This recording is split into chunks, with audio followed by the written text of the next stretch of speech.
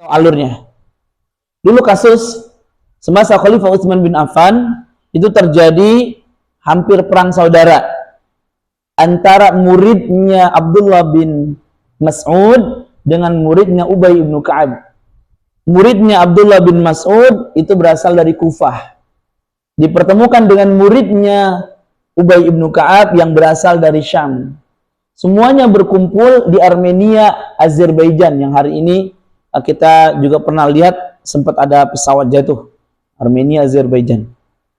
Nah, dulu ingin menaklukkan kota tersebut, dan kebiasaan mereka, kalau dulu tentara itu diambil dari hufadzul Quran, para penghafal Quran.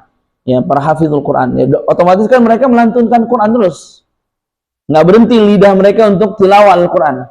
Ternyata di lidahnya muridnya Abdullah bin Mas'ud itu ternyata berbeda ketika didengar oleh muridnya Ubay bin Ka'ab. Begitupun sebaliknya. Dan itu akhirnya jadi ribut sambil mereka mengatakan qiraati khairum min qiraatik. Ya. Bacaan kami ini lebih bagus daripada bacaan kalian. Istilahnya bacaan kami ini yang legal. Bacaan Anda nggak legal. Bacaan kami bersumbernya dari sahabat yang mulia Abdullah bin Mas'ud. Nggak mau kalah membela gurunya, kata murid Ubay bin Ka'ab, bacaan kami yang bagus. Ribut tuh. Muncul sosok Hudzaifah ibn Yaman yang kemudian berangkat ke Madinah, lapor kepada Khalifah Utsman bin Affan agar memberikan solusi supaya Al-Quran ini dijadikan satu ragam, namanya Rasm Utsmani nantinya, Mushaf Rasm Utsmani, tapi bisa mengakses beragam cara baca. Jadi mushafnya satu, tapi bisa mengakses beragam cara baca. Lalu kemudian Khalifah Utsman bin Affan buru-buru membentuk kepanitiaan yang diketuai oleh Zaid bin Tsabit.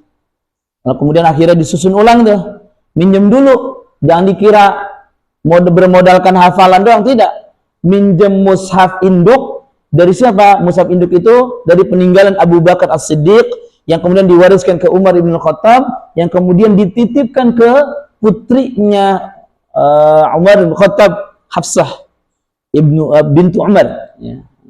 Hafsah bintu Umar sekaligus istri Nabi SAW, Ummul Mukminin. Pinjam. Kemudian disusun ulang.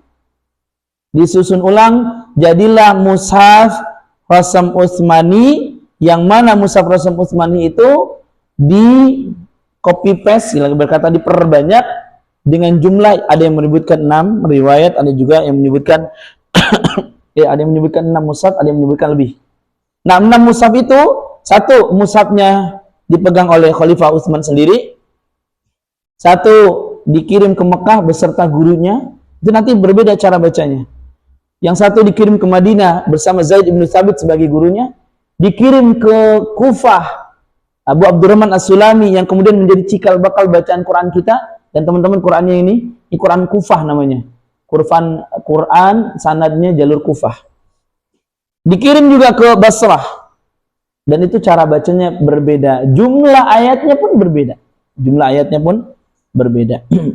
Lalu kemudian mushaf yang ada di tangan-tangan para sahabat namanya mushaf pribadinya. Jadi Ali bin Abi Thalib punya mushaf, ya, mushaf Ali namanya. Ibnu Aisyah punya mushaf Aisyah. Abdullah bin Mas'ud punya mushaf. Nah, itu ditarik kita semua, ya. Dan itu dibakar. Jadi mushaf yang beredar dibakar, nggak boleh. Jadi mushaf yang dipakai adalah mushaf Khalifah Utsmani dengan sebutan Mushaf Rasm Utsmani. Dan itu yang kemudian menjadi bacaan Al-Quran hari ini. Bacaan Al-Quran hari ini. Nah, yang legal ada 10 qiraat. 10 qiraat itu maksudnya 10 ulama yang pakar baca Quran. Masing-masing qiraat, jadi ada qiraat Mekah, ada qiraat Madinah. Qiraat Mekah namanya Imam Ibnu Katsir, qiraat Madinah namanya qiraat Imam Nafi'. Kemudian nanti qiraatnya di Basra Abu Amr Al-Basri, ada qiraatnya di Syam Ibnu Amir Asy-Syami gitu ya. Ada qiraatnya di Kufah namanya qiraat Asim gitu. Maka sudah rampung semuanya, kemudian mengajarkan ke murid. Lalu lahirlah dua murid yang terkenal dari masing-masing guru tersebut, disebut dengan rawi atau perawi, atau yang disebut dengan riwayat. Ya, sama kayak Bukhari punya murid Imam Muslim, kan meriwayatkan juga Imam Muslim. Ya, Imam Muslim meriwayatkan dari gurunya, demikian. Nah, riwayat itu totalnya ada 20, karena 10 guru melahirkan 2 murid yang paling terkenal. Ada murid yang langsung di bawahnya, ada murid yang yang dikenal dari muridnya lagi. Gitu. Jadi kata contohnya, Imam Nafi punya murid langsung, dan murid langsung itu langsung dijadikan sebagai standarisasi bacaan Nabi SAW. Ada yang namanya riwayat Qalun, ada yang riwayat namanya Imam Warsh. Itu langsung di bawah bimbingan Imam Nafi. Termasuk juga Imam Asim punya 2 murid langsung, namanya Imam Syu'bah dan Imam Hafs. Bacaan kita masuknya ke bacaan riwayat Hafs namanya.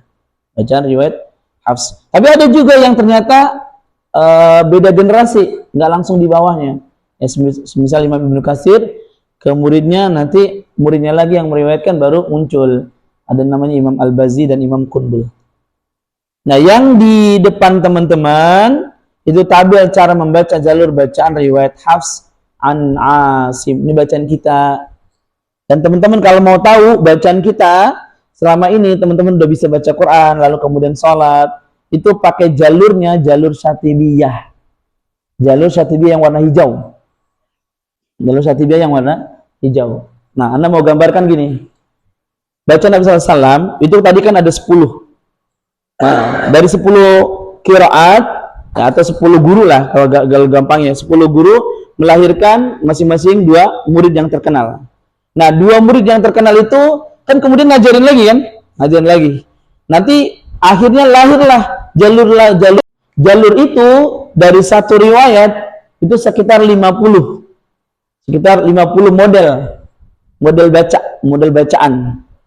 bacaan. Nah, Imam Hafs sendiri itu punya 57 jalur. Punya 57 jalur atau punya 50 cara, punya 50 ragam model bacaan. Antar jalur satu dengan jalur yang lain sama di satu sisi, berbeda di sisi yang lain. Contoh, ini nih. Jalur bacaan kita selama ini di sini nih. Namanya jalur bacaan Syatibiyah ini. Di jalur 16. Ini Syatibiyah. Kalau bacaan Syatibiyah nggak boleh dikosor. Kalau nggak boleh dikosor, maka baca Al-Kafirun panjang. Qul ya ayyuhal kafirun. Dibaca angkanya ada tulisan 4,5. Artinya boleh 4, boleh 5 harokat. Nah, ini nggak boleh kosor ini. Nggak boleh kosor. Kemudian sakta di lafaz-lafaz tertentu. Tapi beda dengan jalur di sebelahnya. Jalur di situ ada jalur alfil. Nah, jalur alfil itu jalur nomor 7. Dari Al-Imam Ibnul Mu'addil yang ngambilnya dari Imam Alfil. Itu jalur kosor dia. Akhirnya nanti kosor. Dibaca dengan 2 harokat. Di mana letak 2 harokat? Nanti anak kasih tahu. Jadi teman-teman kalau mau hataman banyak, makanya dulu zaman para ulama itu ya, kalau contoh Imam Syafi'i atau Khalifah Utsman bin Affan, paginya hatam, malam hatam Quran. Berarti kan siang malam udah berapa tuh? Udah 2 kali hatam. Kali 30 hari Ramadan berapa jadinya? 60 kali hatam tuh. Ya, karena memang jalurnya dipakai kosor. Kosor itu maksudnya ringkas, kayak sholat zuhur yang tadinya 4 jadi berapa? Jadi 2. Syaratnya apa? Harus safar kan? Safar baru boleh kosor. Syaratnya pun safarnya ada safar dalam ketaatan, lalu kemudian juga yang dikosor cuma salat-salat tertentu ya kan?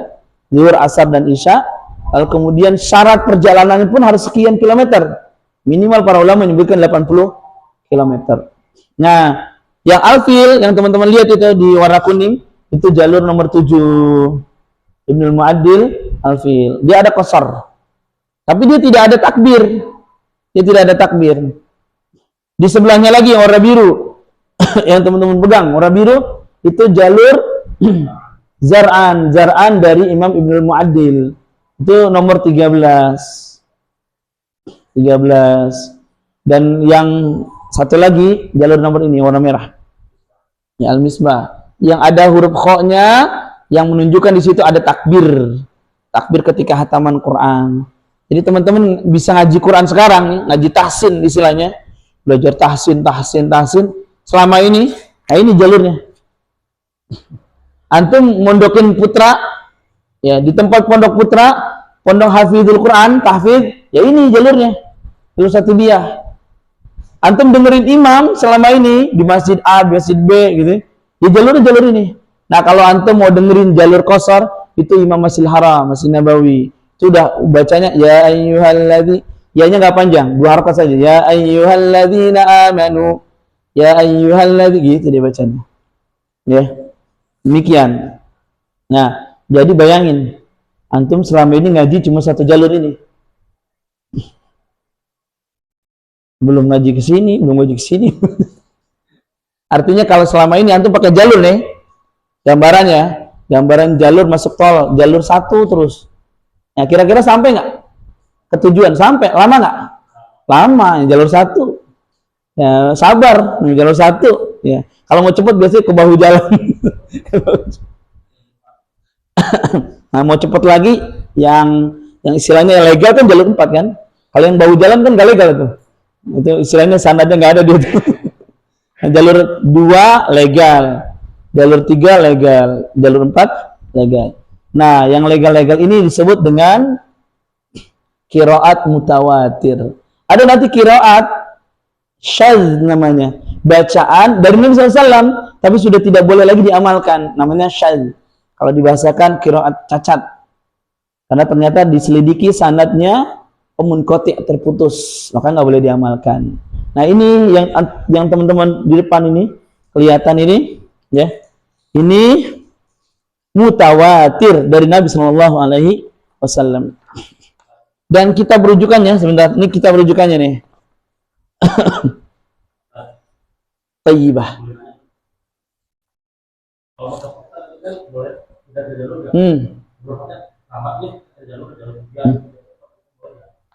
Ya.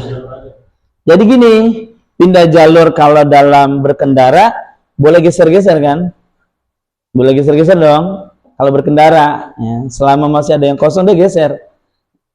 Tapi kalau baca Quran, kalau dia jalur mengkosor, jalurnya itu terus. Kan kosor terus. Nggak boleh pengen nyantai dulu jalur lambat, nggak bisa. Jadi sekali hataman satu jalur. Kecuali nanti konteksnya sedang menjamak. Menjamak itu menggabungkan 2 jenis bacaan. Itu beda lagi nanti ceritanya. Boleh menggabungkan tapi bahasanya istilahnya jamak, ya. Adapun kalau kita yang ada di teman-teman tabel ini, itu tabel kalau satu jalur ya satu jalur itu yang dipakai. Misal teman-teman pakai jalur model lama, bacaan lama, ya sudah, namanya jalur Syatibiyah. Ya. Jalur Syatibiyah dituangkan dalam kitab Matan Syatibiyah. Nah, jalur selain Syatibiyah dituangkan dalam kitab Thayyibah, makanya disebut dengan jalur Thayyibatun Nashr. Jadi kalau yang pernah ngaji tahsin, ada namanya Syatibiyah, ada Thayyibatun Nashr. Kalau Pak Mahfud punya buku, judulnya buku Metode Asy-Syafi'i warna hitam. Nah, yang warna hitam di paling belakang itu nanti diperkenalkan jalur Syatibiyah, nanti diperkenalkan juga jalur Thayyibah. Tapi di situ disebut juga nanti jalur Thayyibahnya namanya apa? Karena Thayyibah itu banyak banget. Ya, Thayyibah itu. Jadi yang selain warna hijau yang Syatibiyah itu, yang nyempil tadi 16, itu namanya Thayyibah itu. Jadi ini Syatibiyah karena dituangkan dalam kitab Matan Syatibiyah. Nah, selebihnya yang naik ke sini, yang ke bawah sini itu dikenal dengan jalur Thayyibatun Nashr. Karena dituangkan oleh Imam Ibnu Jazari dalam kitabnya Thayyibatun Nashr. Teman-teman, tengok nomor 1. Kita sudah masuk materi nomor 1. Basmalah di awal surat. Basmalah di awal surat di bacaan yang memiliki sanad muttasil baik Syatibiyah maupun yang lainnya itu tetap dibaca. Cuma konteksnya yang sudah Anda pernah sampaikan, konteksnya ada yang membacanya sir, ada yang membacanya jahar. Kenapa? Karena yang menyebutkan sir itu menganggap bukan dihitung ayat, ya, dia cuma dimasukkan ke dalam Al-Quran. Adapun yang menghitungnya sebagai ayat, ya berarti memang jumlah ayatnya nanti akan lebih banyak begitu. Ya, karena basmalah juga dihitung sebagai ayat. Intinya basmalah di awal surat kecuali, lihat kecualinya. Awal At-Taubah, semua awal surat kecuali awal At-Taubah, maka dibaca ta'awudz dulu, lalu kemudian baca basmalah, lalu kemudian awal surat. Kalau surat At-Taubah ta'awudz langsung ayat, enggak baca basmalah. Surat At-Taubah surat keberapa? Surat ke-9, ya, seperti itu ya. Sekarang nomor 3 dan nomor 4. Nomor 3 dulu, mad muttasil. Mad muttasil itu, teman-teman coba sekarang pengen lihat mushafnya dulu. Haji minta tolong mushaf yang di bawah itu, yang merek apa tuh di bawah tuh? Itu. Ah, semuanya itu. Itu mushaf semuanya aja. Bagi satu-satu, teman-teman. Pak Hendi sudah aman, itu mushafnya sudah aman. Aman. Jadi mushaf yang Al-Itqan, yang ini nih, Al-Itqan atau As-Sahib, ya, Sahib, itu mushafnya namanya mushaf Madinah, karena mengikuti redaksi cetakan ulama Madinah. Sedangkan mushaf yang Pak Mahfud pegang, Pak Cus itu pegang, itu namanya mushaf Indonesia. Ya, mushaf Indonesia. Pak Hendi pegang itu namanya mushaf Indonesia. Karena dicetak berdasarkan mengikuti arahan ulama Indonesia, seperti itu. Nah, untuk mengkosor, jangan pakai mushaf Madinah, antum bingung, pusing nanti. Ya, bingung, pusing. Pakai mushafnya mushaf Indonesia. Anak kasih tips. Nomor 3, yang bawa pena, yang bawa pulpen ya. Nomor 3, mad muttasil itu ciri khasnya nih, alis tebal ketemu hamzah. Alis tebal ketemu hamzah. Alis tebal yang nomor 3, alis tebal ketemu hamzah. Kalau Anda bilang alis, tahu ya yang bentuknya gini ya. Alis ya. Anda nggak bilang bendera ya, kalau bendera nanti negara mana, warnanya warna apa gitu. Repot. Kalau alis kan udah identik warna hitam. Nah, Anda memudahkannya gitu. Coba buka teman-teman surah Al-Kafirun. Buka Quran surah Al-Kafirun pakai mushaf Indonesia. Kan kalau yang pandang punya itu mushafnya Madinah, tapi sudah dikasih warna, warnanya warna khusus mengkosor. Tapi kalau pakai mushaf itu khawatir lupa, nggak ke bawah, kan pakai mushaf Indonesia. Anak kasih tips mudahnya. Baik, sekarang buka surat Al-Kafirun teman-teman. Coba antum bandingkan Al-Kafirun dengan surah di bawahnya An-Nasr. Al-Kafirun itu kuliah ayul kafirun. Pak Indi, Pak Mahfud minta tolong Pak Indi coba. Halaman berapa teman-teman? Coba halamannya. Halamannya berapa? 603. Lihat Al-Kafirun surat paling atas. Yang di tengah-tengahnya surat apa? An-Nasr. Yang di bawahnya surat apa? Al-Lahab. Nah, sekarang pertanyaannya, alis yang tebal adanya di surat apa? Dari 3 surat itu. Bandingkan yang alis tebal. Bandingkan. Adanya di mana? An-Nasr. Di depan alis ada hamzah nggak?